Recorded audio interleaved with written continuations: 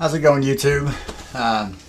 Had an amazing day today. I mean, I'm really stoked. This stuff is just, I can't say enough about it. It's changing my life.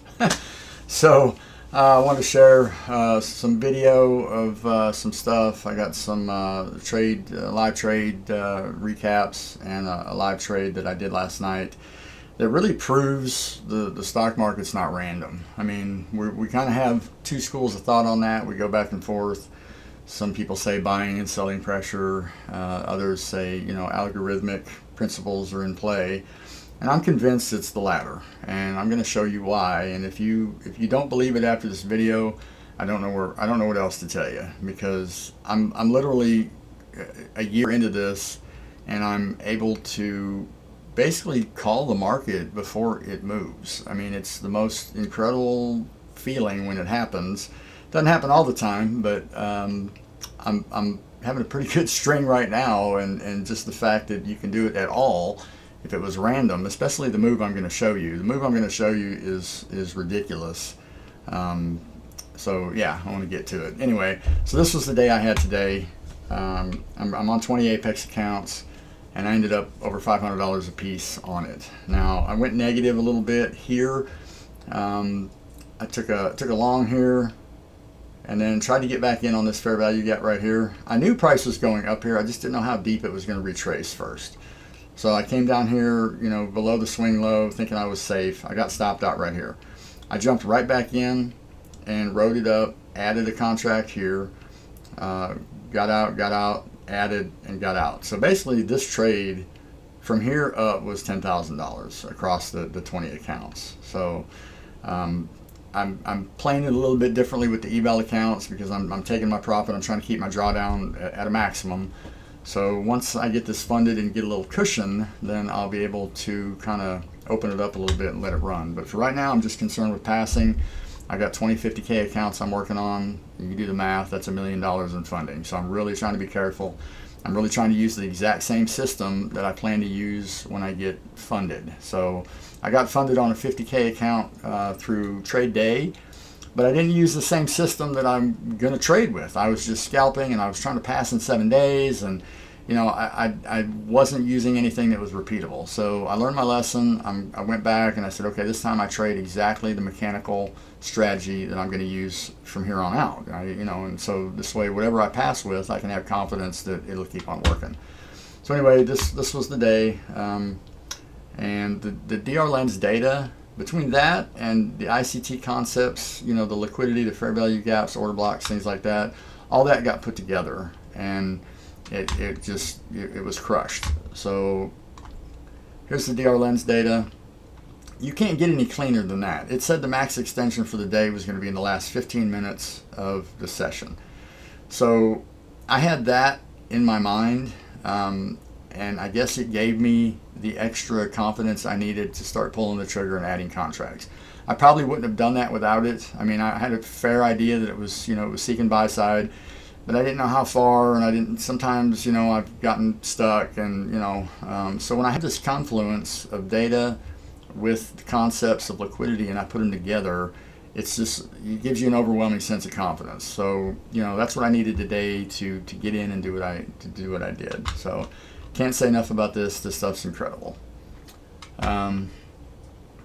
So before I get too far, let me give credit where credit is due. This is ICT. I'm sure most of y'all are familiar with him. Tons of free content, tons of information, more than you can probably absorb. So find what works, put it together in a strategy, and you really don't need a whole lot more. So M7, the master, relatively new since about January or maybe December or so with the IDR, DR concepts.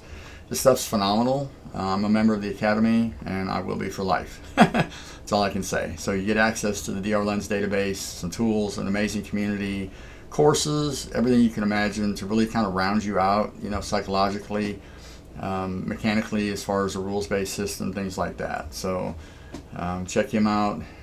Follow, if you follow his students, you can see just they're crushing it also. So, I believe that there's no such thing as too much of a good thing. So I'm trying to mix and combine and Right now I'm using I'm on an eval account, so I can't trade this 100% like I normally would, because a lot of it is based on, hitting these home runs and getting this amazing return, RR. But at the same time, you're going to have times when you come back to break even, and that it digs into my drawdown. So I really just want to get through this funding, get a cushion, and then I can fully trade this like I know I can, and I believe the sky is the limit. And then also ICT Concepts. He's a guy that Kit, I believe his name is, runs live streams, and he's mentoring. He puts out some amazing stuff. So right now he's got a mentorship, as you can see here, that puts together the IDR, DRIDR, and ICT. So this would be where I would point you if you want to try to learn this stuff from somebody who's really got it down pat, all the concepts. He's been with the Academy since the beginning, and he's a strong ICT person as well. So check him out, see what he's got going on, and I guarantee you, between these three, you'll be profitable. There's no doubt. So let's get to it. So I posted on Facebook something about how the stock market it's controlled. It's not random. There's nothing random about it.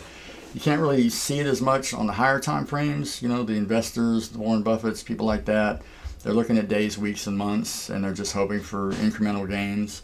But if you drop down into the minute and the 5-minute time frames, somewhere around there, you start seeing patterns develop that repeat over and over and over, and in many cases, it's to the penny or to the tick.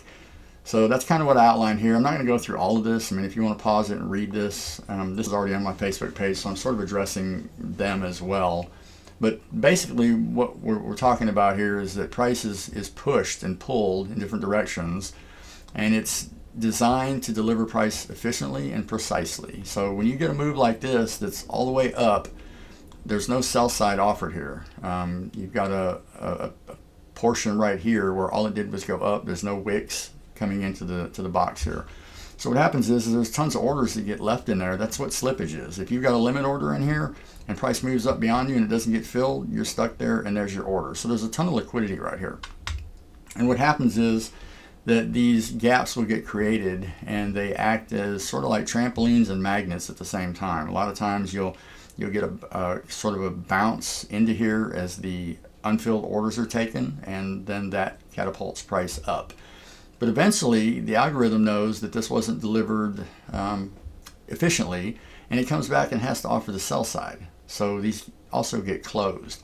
So you can count on, you can really count on these getting a bounce and then a fill. And once they're filled and closed below, it's sort of an indication that then price is going to want to go to the downside or in the opposite direction. And it's so precise. If you look, these fair value gaps are closed to the very penny. It gets closed to the penny. If there's not a candle closed below it, that's a good indication that it's going the other way. But sell side was offered here. Its job was done. It wants to go up, so it has to do this first.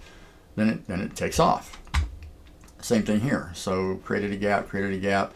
And if you look, you can see the exact same thing. You get the bounce as the orders are filled, as it pulls back into here, and it comes out. Then eventually it trades back through, offers complete sell side, takes a bounce, comes out, bounces off another one, bounces in, closes, and it just follows this pattern, day in and day out, back and forth. So it's pretty structured. It's pretty precise. That's all I can say. So using the ICT concepts, what we do is we wait for the market, for the algorithms to sort of show a change in delivery. So, and that's given with a signal. So you have a market structure shift right here. And what that is price goes up, makes a high, and then when it comes down and takes out a previous low with energy and creates a fair value gap, that's a strong signal that the market's going the other direction. And what we do is we wait for this fair value gap to get retested, and then we get in. You can try, calling the tops here, whatever you want to do. A lot of times you're going to get stopped out, or you're going to be wrong. But if you wait for this signal, it's just money. I don't know how else to say it. This is really all I'm following right now. as far as, between this, using DR lens and taking advantage of the bias that I get from the IDR strategy. It's really a 1-2 punch. It's just amazing. So if you look, you can see again here that the price closes this to the tick. It comes in, gets a little bounce, gets a little bounce, gets a little bounce, and then eventually it fills this gap. Well, what's it do? Well, it seeks out liquidity. So the liquidity is up here. So once its job is done here, then it's able to, go along on its merry way and finish the job of creating the liquidity for the hedge funds and the JP Morgans of the world. So that's kind of what this is about. It's smart money concepts. When you're trading with this understanding, you're on the side of the banks. They classify us as either dumb money or smart money. Dumb money are the people that are just kind of oblivious to what's going on the lower time frames, oblivious to the idea of liquidity, and there are different strategies involved to try to capture moves in the market. But if you know what the big players are trying to do and the way price is getting pushed around to create liquidity for them, then you can get in on those moves, because it's somebody needs to be selling for someone else to be buying, and these organizations that have all the money, they need people to be selling shares for them to buy them. So what's the easiest way to do that? Well, take out their stops. So above all these highs, you're going to have stops. Same thing with below these lows. This is where people are protecting their trades, organizations, hedge funds, what have you. And the algorithm is designed to pretty much push price up and down through those levels, creating liquidity for the people who have the money and are able to sort of manipulate the market as well with as much capital as they have. So there's a lot to that, but I'm just trying to show the fact that this is not random. Once you get the idea that this isn't random, you can do a lot of very interesting things. So here's sort of the design. Here's my roadmap for success right here. And then here is a trade that I took on this same principle. Okay, so price is going up. It's leaving fair value gaps here. Gap gets tested, heads on up. There's a gap here, kind of hesitates, consolidates, makes a little Judah swing up, stops the people out that were induced to go short, more liquidity created. And then you get the market structure shift. So right here, this low, this high gets taken out, a fair value gap's created, the market comes back up, tests the fair value gap, and that's where I get in.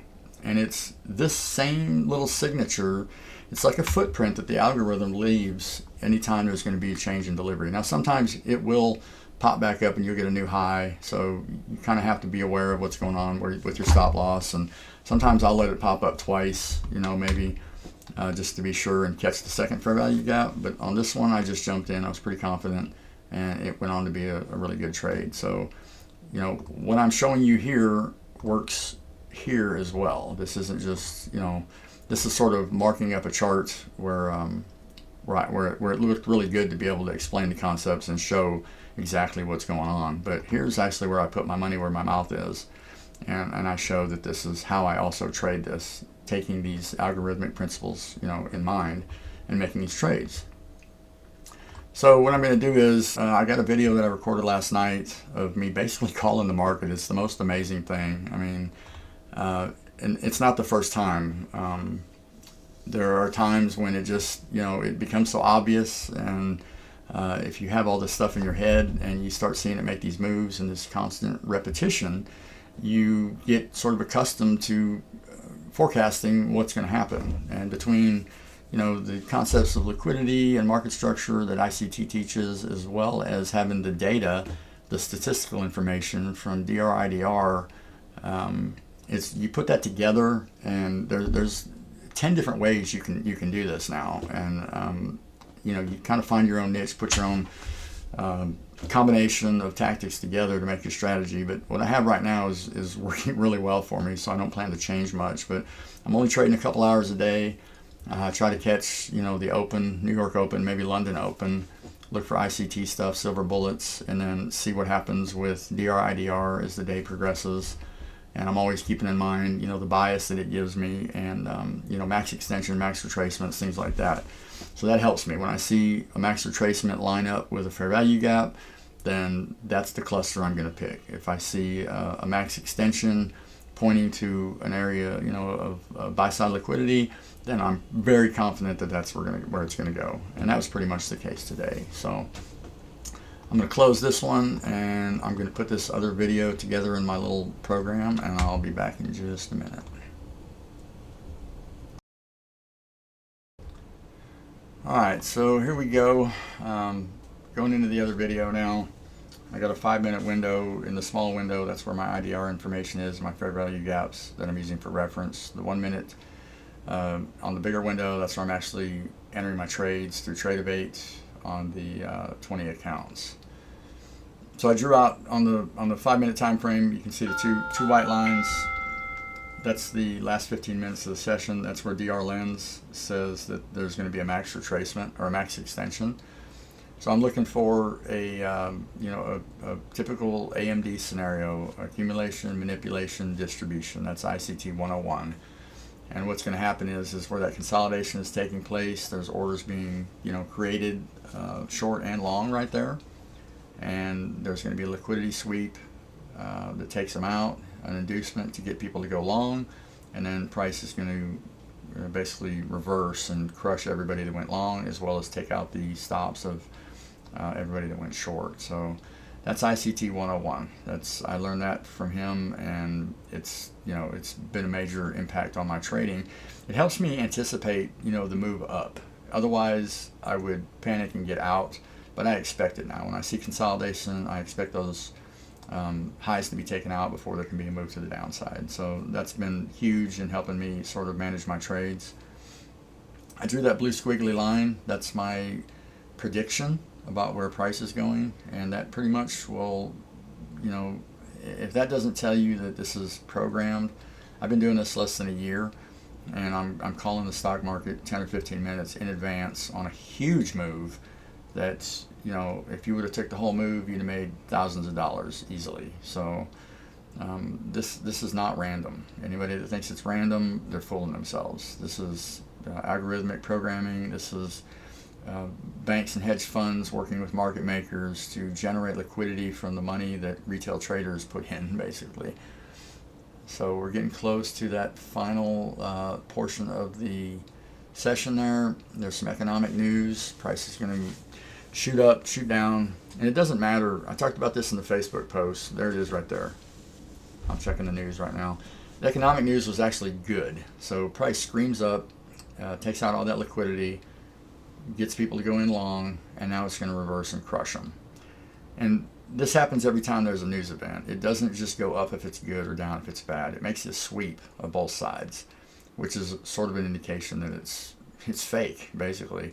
If you ask the market maker why it does that, they would tell you something like, well, the economic news was good, so that's bad for the Fed's effort to control inflation. So you see I drew the little smiley face there, and I put watch this ahead of time. I knew this was coming. I knew exactly where the price was going to go. I just deleted them. And now we get the downside. So I'm looking for, the signal. I'm looking for the market structure shifts. I'm looking for the fair value gap, and I'm going to get in this trade. There's my fair value gap, market structure shift. I'm going to wait till it comes up and retest that. And then I'm going to enter a trade. And this is based on everything I've been posting. It's just the same thing over and over and over. It's a cycle that repeats. If you can get in on the side of smart money and following their footprints, the stock market is pretty much yours. It's the only way I could say it. This is it's getting to be where the more I do it, the more easily it's coming. The more I'm able to spot these patterns and anticipate these moves, and it's just paying off. I mean, it turns into huge wins. I think I got out early on this one just because I'm in the evaluation and I'm trying to watch my drawdown. So I took a few points and got out. But the market goes down completely to almost to the tick to where I pointed. So at the end of this video, you'll see a picture of the final snapshot of what the market did. And if this doesn't convince you it's not random, I don't know what else to do for you. There's a lot of debate about this, buying and selling pressure versus algorithms. It's algorithms. It's algorithms to the very tick. It doesn't matter if the algorithm wants to go up. You can buy all you want, and you're still going to get some type of a low resistance liquidity run. It's still going to go up. Same thing to the downside. No matter how many people are trying to buy stuff, if it's targeting the downside, it's going to the downside. It won't be as quick or smooth as if the volume was there for a push to the downside, but you can tell, you can see that it's just inches its way down there because that's where the liquidity's at. So if you keep that in mind when you're trading, it just gives you a huge advantage. So like I said, I can't give enough credit to M7, Master, and ICT. So I'm out of the trade right here. It's about to hit my target. This was a nice little trade on 20 accounts. I think it was like $1,500 or something. And then you'll see the picture at the end. And when that picture shows, I'm going to go ahead and cut this audio so I can try to line it up. So there's the trade. I'm getting out. Here's what the market actually looked like. And there's my blue squiggly line. So, I mean, it is what it is. Thanks. Have a great one.